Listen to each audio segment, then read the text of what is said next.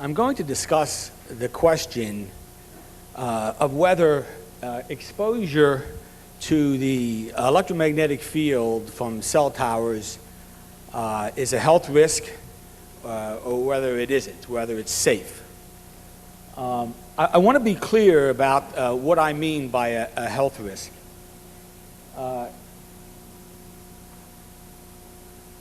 Human beings get sick. It's their ultimate fate. They get heart disease, they get cancer, they get other diseases, and they die. If we take somebody who is exposed to the field of a cell telephone tower and is sick, has heart disease, for example, if you were to go back in the life of that individual and take him exactly as you found him, but for removing the exposure to the electromagnetic field, no other change, and it turned out he didn't get his disease when he actually did get it, that would indicate that the field was a health risk. If removing it actually delayed the disease. That's the notion of risk that I'm going to talk about. It's an important question, and it has to be answered in the context of scientific data. Who judges the data is another matter. I'm not going to talk to you today about what the answer to that question is. I don't think this is the time or the place. But what I do want to do is bring your focus to the nature of the question itself. What I hope to be able to show you today is that the question is not one of a scientific nature. It sounds scientific, but it really isn't. I'll also make the point, a related point, that the answer to the question has its nature is such that it's too important to be left to the scientists. It's your job to answer the question. If you don't do it, then there's some scientists out there who will do it. But it represents, I'm going to suggest here, really an abrogation of your responsibilities.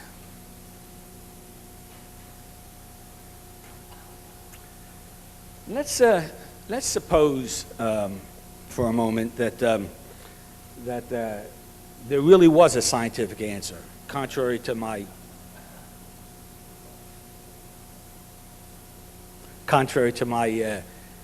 thesis today. And let's ask ourselves, what would that answer look like? And how would we go about getting it? I mean, there must be able to be defined, because we have to, if we don't know what it looks like, we're never going to know it when we see it. So there's got to be an answer to the question. The orthodox answer to that question is that we need scientific facts. We take one fact, and then a second fact, and then a third fact, and then at some point we're going to have enough facts, the scale is going to go over far enough, it's going to hit the answer location, and then we're going to know what the answer to the question is. We're going to know what's inside the box. The orthodox answer to that question. Well then, what's a fact? What's a scientific fact? If you're a physicist, if you're bred and educated as an engineer or a physicist, you basically come to understand that there are two kinds of facts. There's a measurement fact. You take some sort of a ruler, some sort of a meter, and you characterize some entity. It's this long or this high, it weighs this much, or it has this intensity. A measurement. There's also a deductive fact, a form of inferential knowledge that we get because we know the equations that govern all of nature. So we deduce from these equations certain things we regard as fact.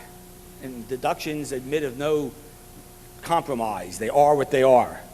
For example, measurements and deductions taken together perfectly explain cell telephone towers and cell telephones. There's nothing about cell telephone towers that's not either a measurement fact or a deduction.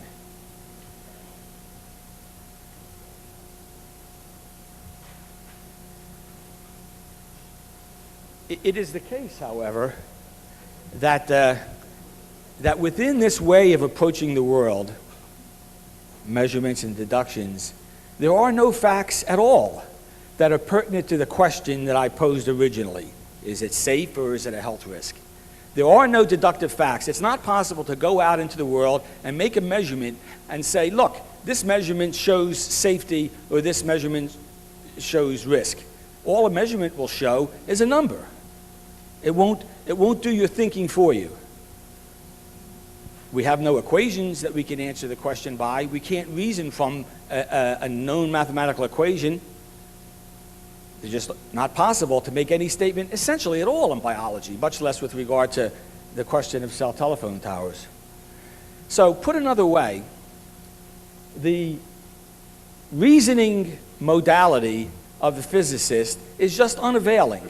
To the physicist, the question I posed is just a non-question. He has no tools to answer it. His special expertise is no more meaningful or justifiable or appropriate for adoption than is Groucho's reasoning.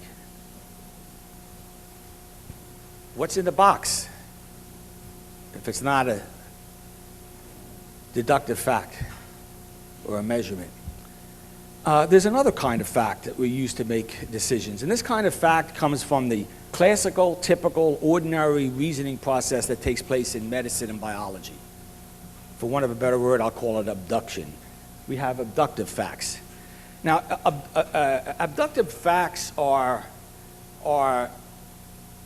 never facts that have a degree or quality of certitude about them.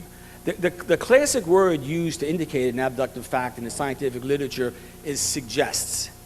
The author says, X suggests Y. He doesn't say X proves Y. Nobody proves anything in biology. The company that sells you the drug that keeps you healthy doesn't prove that it's not, that you're not going to get sick if you take it. It doesn't have proof that it's going to have any particular effect. It's just that on the basis of studies, we suspect that, we expect that. The data suggests that. That's the nature of a biological statement or a medical statement. Compare that with the tentative nature of compare the tentative nature of an abductive fact suggests with the way a physicist would speak from his factual basis. Physicist doesn't say suggests. Physicist says is. Brooks, no exceptions. Now, if there's anything it's inside the box, then it's an abductive fact. Well, then we're going to answer the question with abductive facts. Well, we got a problem. We got a fundamental problem that goes deep, deep, deep into the nature of what a scientific fact is in biology. The problem is that there is an irreducibly amount of subjectivity in the fact. And I'm going to illustrate that point with some real data from a real experiment. There's an investigator, a group of investigators in the state of Washington, worked at a place called the Battelle Research Institute. And they did a study for the Electric Power Research Institute. These folks are concerned whether electromagnetic fields from power lines are a health risk, so they hired the guys from Battelle to do a study. The study involved exposing mice to simulated power line fields. The mice are going to live in the fields, and the investigators are going to measure how rapidly or how well they grow. And the investigators did the experiment twice, 2 experiments. In each experiment, there were 3 measurements. The first time they did the experiment, in the first measurement, the exposed mice were smaller than the controls. The second time they did the measurement in the first experiment, they got the same result. The third time they did the measurement, they got the same result. They then replicated the experiment. Degree of control that is unprecedented in this area of EMF biology. This is a multi-million-dollar study. Repeated the experiment, and this time in the first measurement, the mice were larger than the controls, and in the second measurement, and in the third measurement. Now, what interpretation? What conclusion? When I present this data to my students, they say, well, no conclusion. Do the experiment again. Not good enough. This study cost $2 million. We need an answer from this study. What the investigators did, it was the old story about the physicist. He had his feet in the oven and he had his head in the refrigerator, and they asked him how he was doing, and he said, on average, fine.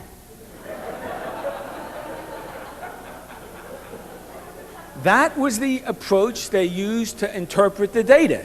They said, well, it's bigger in one case, smaller in the other case. When you average it, no effect. An alternative way of interpreting the data is to say this. Electromagnetic fields of the type from power lines cause effects on the metabolism of mice as reflected in their growth rate.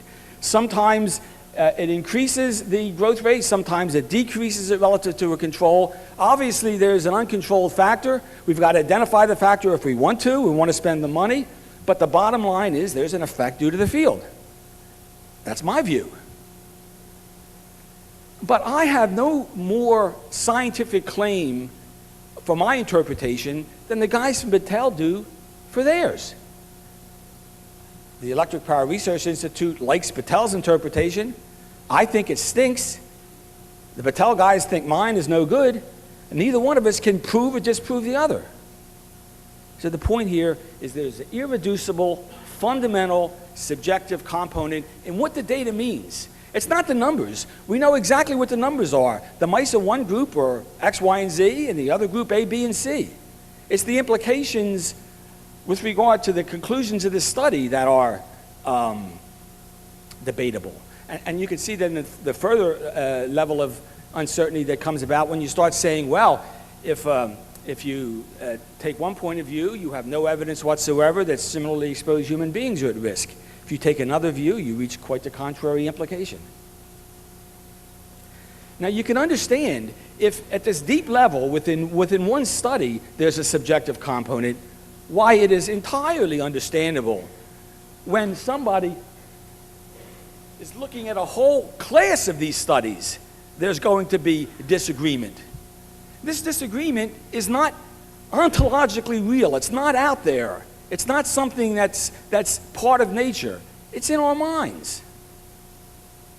Somebody is going to have to set the rules regarding how we interpret data. And isn't it silly for us to be arguing about what the data means if we haven't agreed on the rules?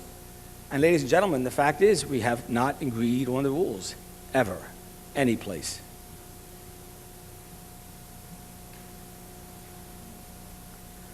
Why are there these disagreements? Well, because scientists are, they're just like you. They're just ordinary people. They have your strengths and they have your weaknesses. There are some scientists who think well. There's some scientists, even though they have a PhD or an MD, have got a brain the size of a quarter. There are some that have disease, something is eating holes in the brain.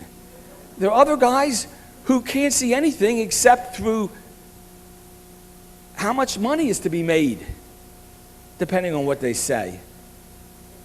If your notion is that scientists don't do that, you're just not in the real world. They do it all the time. There are some people who tuned out sometime after they got their PhD, and nothing that's ever happened after that ever gets inside. You don't want people like that making decisions for you. Blue ribbon committees are inherently flawed. They have never worked in the past, and they will never work in the future.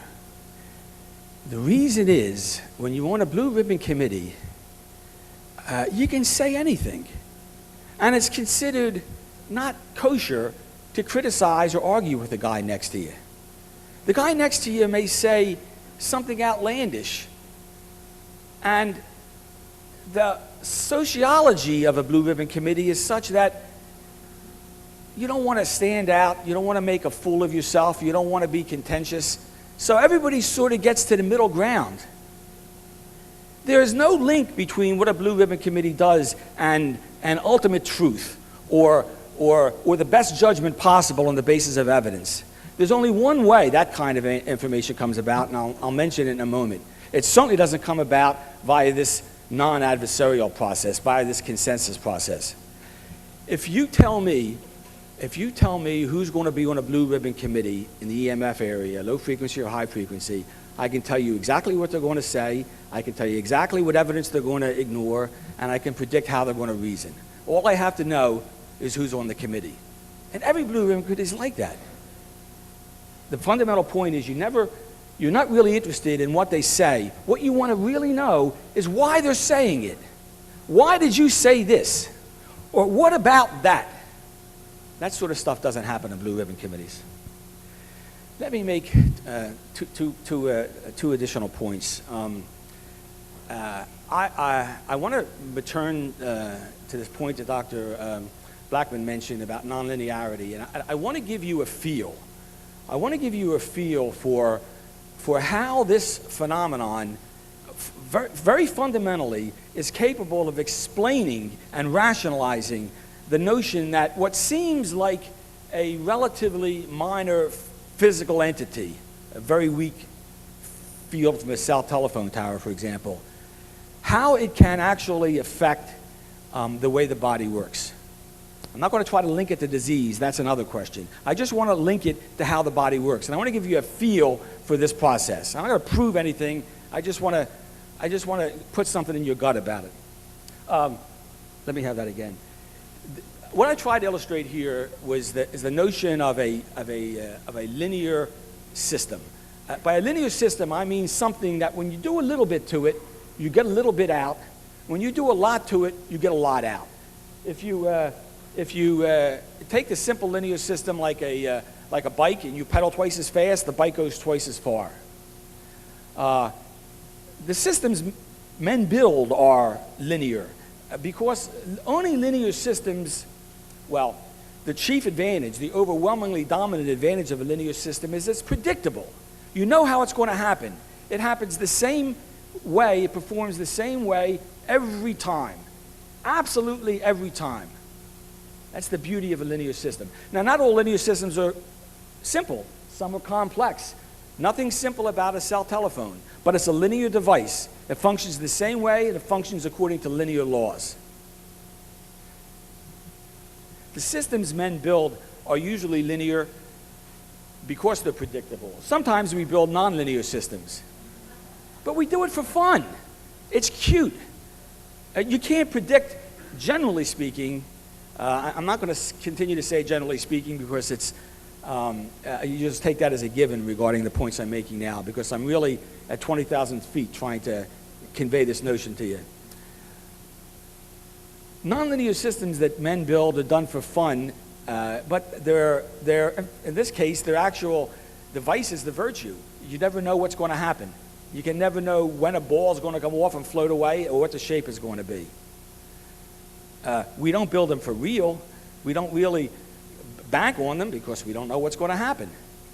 We don't know what's going to happen 1 second into the future. Man-made systems are linear. Nature, however, has adopted an entirely different frame of reference. Nature normally uses nonlinear systems. A classic one is the weather. The reason why the weather is not predictable next week is because the underlying laws that govern the weather are nonlinear in nature. This is a very fundamental observation. What it means is never will the weather be predictable 1 week in the future. Not ever. It's the nature of a nonlinear system. This unpredictability is fundamental to it. Many of the systems in the body also are like this. I want to give you a feel for where this unpredictability comes from. I took an equation that is normally used to model the weather, a nonlinear equation, and I solved it, and I'm showing you here what the evolution of temperature is in this model over about 4 seconds. You see, I start at a certain point, 30 degrees in this prediction, and then the temperature sort of bounces up and down for the next 4.5 seconds in an apparently irregular fashion. It looks like noise.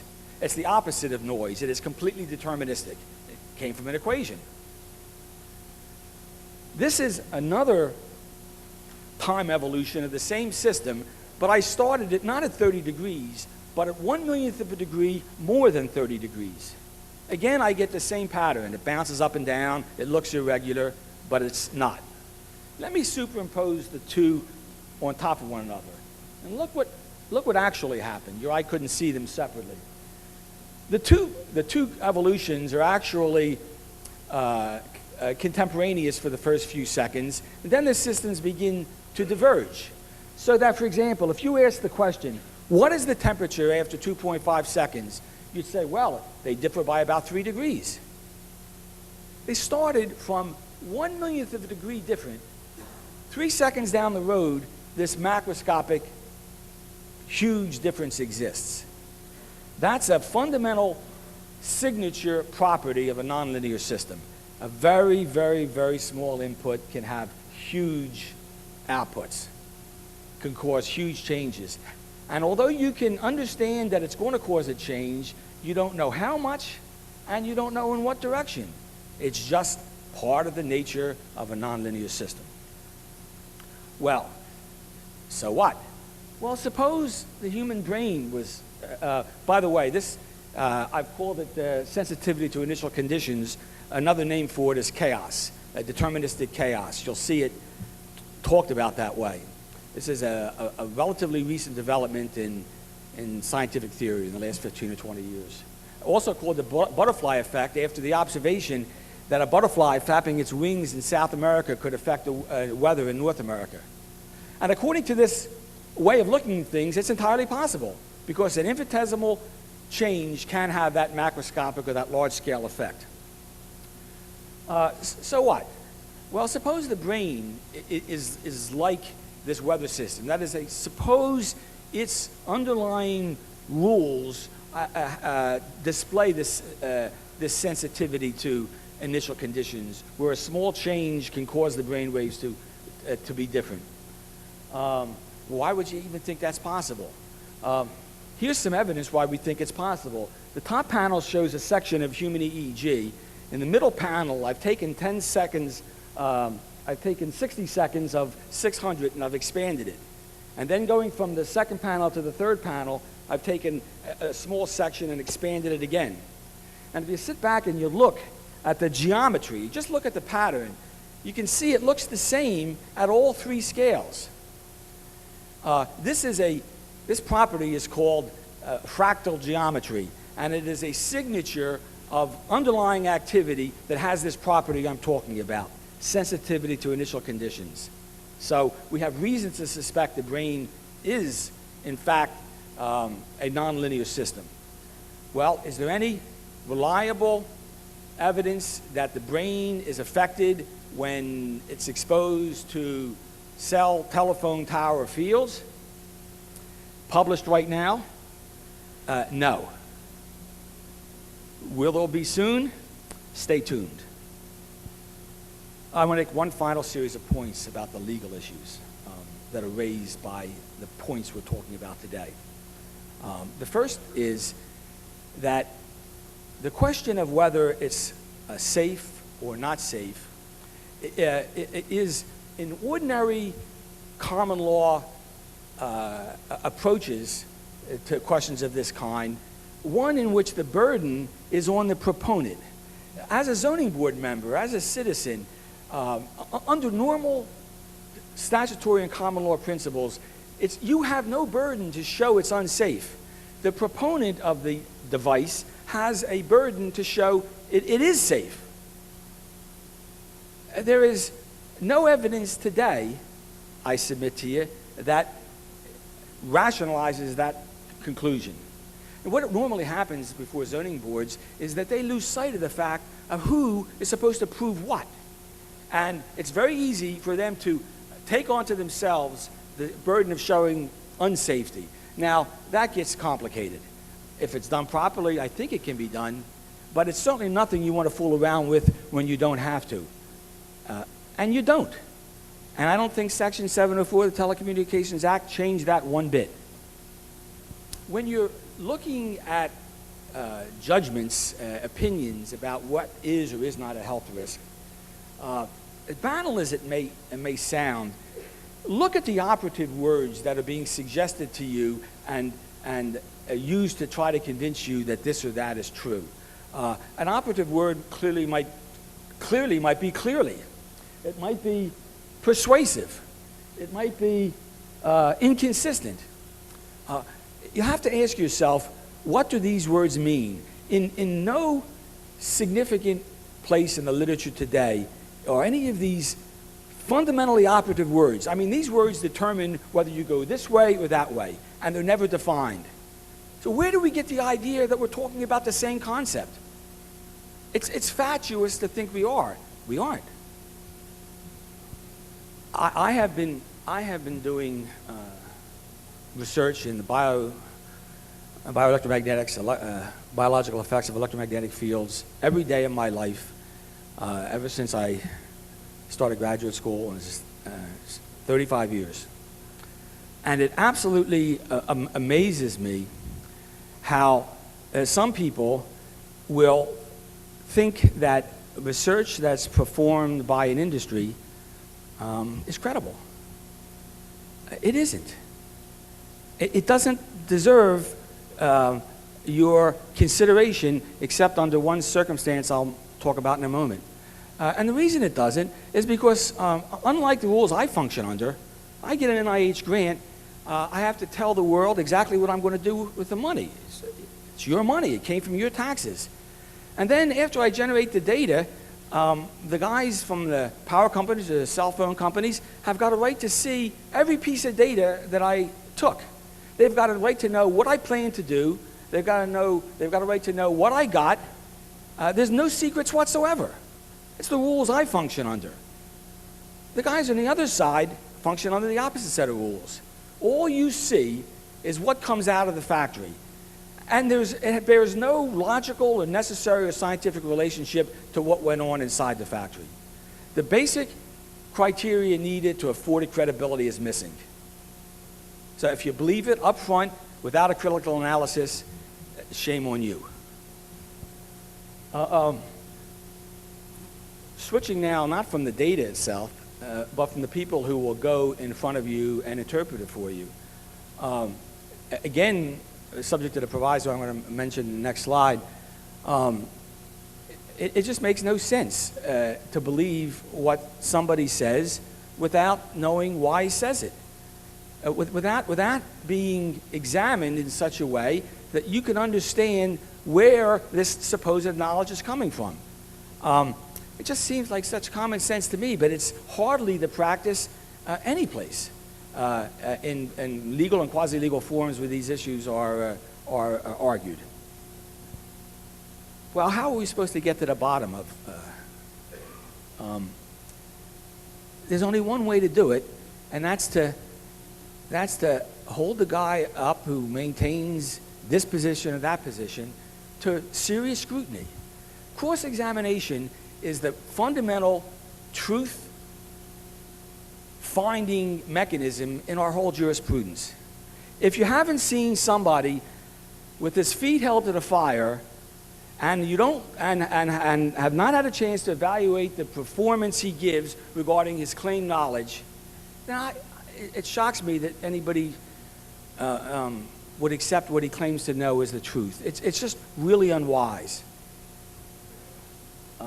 We do it all the time. I tell you, I've been cross-examined for hundreds of hours. It is never comfortable. The laws always favor the guy who's asking the questions. He goes anywhere he wants. He comes in at any angle. He stays for any length of time. If I ever try to defend something that I didn't have a rational explanation for, I can't imagine not being made a fool of by an effective cross-examiner.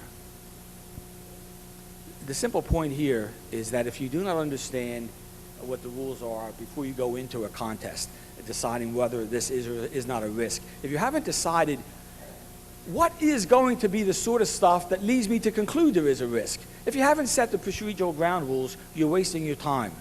That also happens all the time. And finally, I want to make one last point.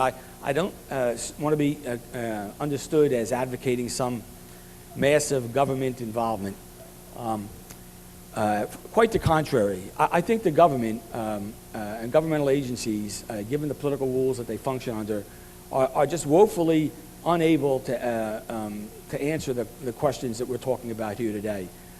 The best we can hope for is that the rules are such that the research that's presented is honest and not rigged, and that the people who are describing it and presenting it are thoroughly vetted, they are thoroughly cross-examined, and that the people who are going to make judgments regarding what the implications are disinterested and honest.